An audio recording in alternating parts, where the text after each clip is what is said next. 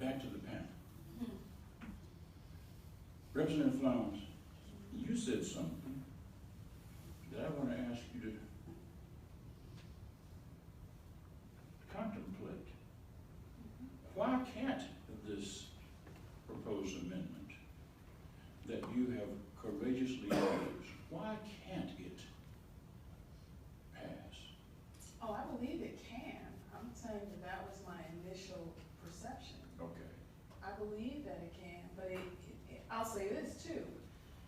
I believe it can, but it won't unless we make the proposal. It won't unless we change minds, unless people are educated and made aware of what this really is. I think most people don't even realize that this exception is in the state and federal constitution.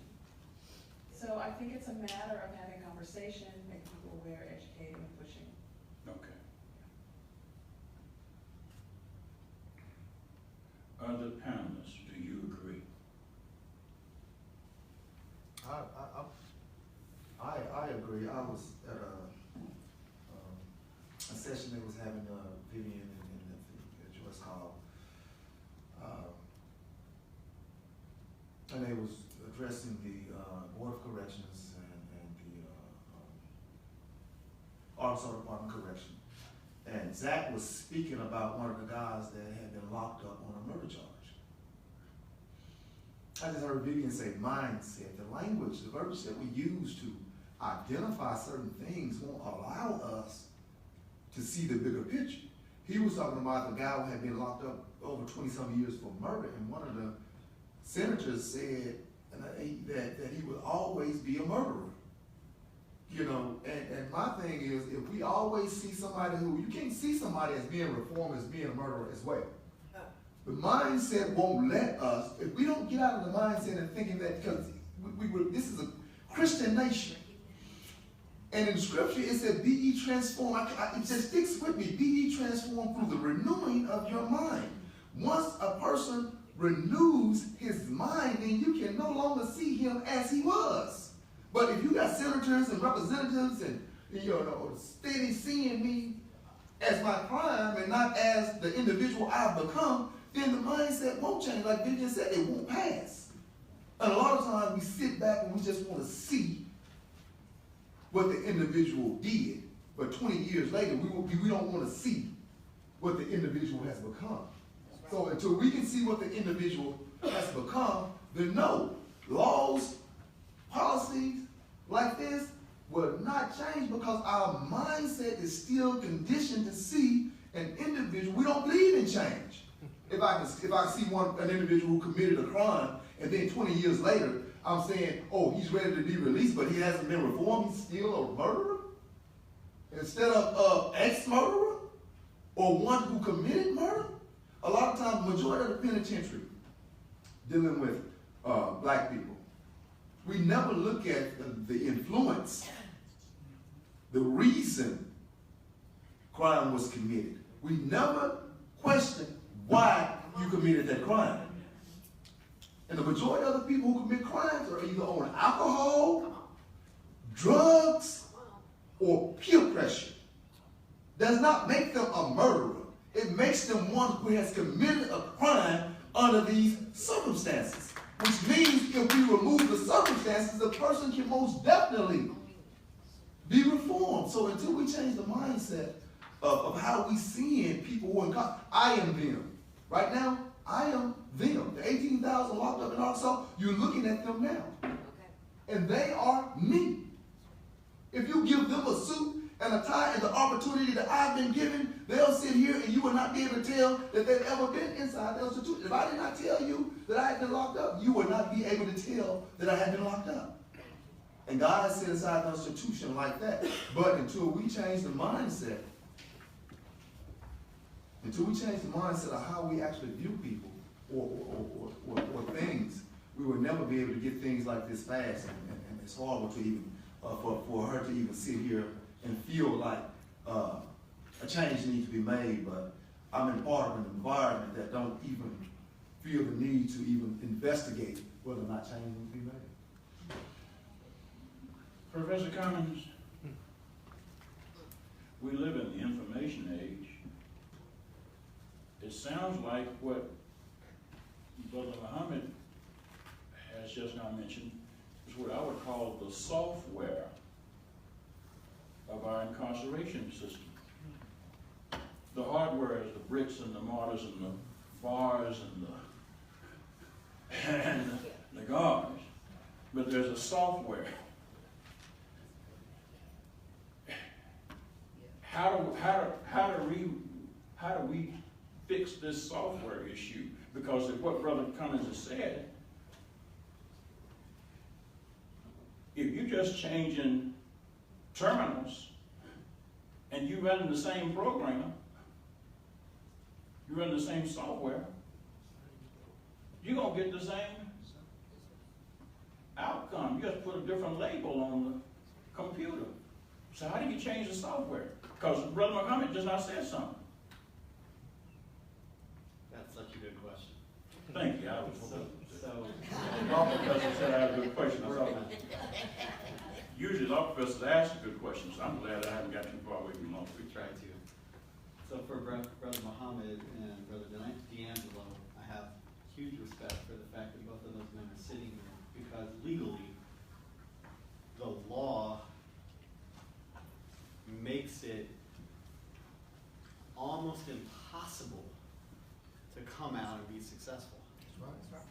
The law has been established in such a way where recidivism is the end, it's the goal.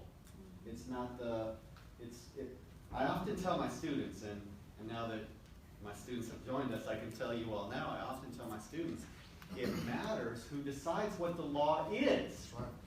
There is nobody from the 2008 financial market crisis that crushed the economy locked up. Securities fraud violators, corporate fraud violators, no one's locked up. And yet Brother Muhammad and Brother D'Angelo were locked up, and they didn't crush economies.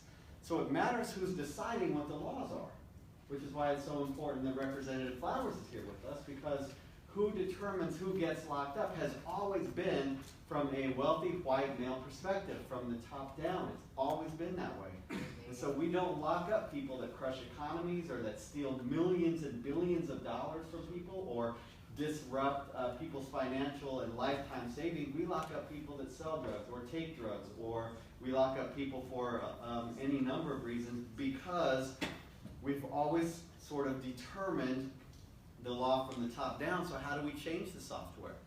How do we reconfigure or pass laws from the bottom up? And I am so happy that all of you all are here and that my students are here, because I believe fervently that we can change the law from the bottom up. My guess is that most everyone sitting in this room is probably not from a top-down situation in their life, where they've had privilege and wealth their whole lives, where they've sat in, where they've had opportunities to sit and decide what the law is from a perspective of someone that hasn't been oppressed, or someone that hasn't felt the foot of society on their neck. And my thinking is, we decide together that we're going to positively disrupt mass incarceration, that we are going to change it. And I just want to, this is not to self-aggrandize, Judge, this is just to tell you that little old me formed a 501c3 corporation in Arizona called Abolish Private Prisons. And it is our goal this year to file a federal lawsuit in federal court in Arizona claiming that private for-profit incarceration is unconstitutional. Right. It violates the 13th and 14th Amendments. It violates the non-delegation doctrine. Those of you that have taken constitutional law know that there are a variety of constitutional protections that private for-profit prisons violate. And I always get asked when I talk about abolish private prisons, yeah, but private prisons only incarcerate like 20% of all prisoners, and we gotta end mass incarceration. But my thing is, that's something I can do. I can file a federal lawsuit in Arizona claiming that private for-profit prison is unconstitutional. And that's just one thing that we or I can do to change the software, to try and sort of look from the bottom up instead of from the top down, and maybe develop laws that are fairer or more just. And let me just give a little a teaser. March 25th, at the Clinton School, the executive director of Abolish Private Prisons and myself are giving a presentation at the Clinton School at 12 noon called Abolish Private Prisons. We're actually going to lay out our plan. Our strategy, just like Brown versus Board of Education, again, not to self-aggrandize, but that's how Brown happened, is a federal strategy to outlaw private for-profit constitution. And I don't know if, Judge, if you're coming back to me with this question, so let me answer the question that I think you're going to ask me later, and these are for my contract students. Private prison operators in Arizona and in Arkansas and throughout the South and a lot of the country, they contractually agree with municipalities and cities that their prisons will be filled at 90 to 100% capacity. And our legislators are entering contracts with private prison companies, Geo Group, Core Civic, to keep the prison filled in Arizona at 100% capacity. So our taxpayer money is being shifted from our pockets to private prison shareholders at 100% capacity. Even if the prison's filled at 40% or 50%, they're incentivized to lock more people up, to fill the prison up, to release prisoners less, to recidivate and to not rehabilitate. The incentives are perverse to meet a contract that calls for a 100% capacity fill in these places that allow for-profit incarceration. Mass incarceration is immoral, in my view. Private for-profit prisons are extraordinarily immoral, and so we're going to try and fight them. We're going to take them to court. We're going to see if we can get a judge in Arizona to say, you know what, it's unconstitutional. And that's one step about changing the software. Sorry, Judge, I'm a law professor. I'll stop in just a minute. Why Arizona? Why does that venue is important? Why We've chosen Arizona because we think we'll get a no at the district court level. We think we'll get a yes at the Ninth Circuit level. In other So words, strategically, we want to know so that we can take it to the Ninth Circuit, and we want the Supreme Court ultimately to say private prisons are unconstitutional. Oh, that's scary. law students, please remember that it's not just enough to craft your lawsuit. You've got to strategically know where your lawsuit is likely to land and the route it'll take on the way to get the result you're hoping to get.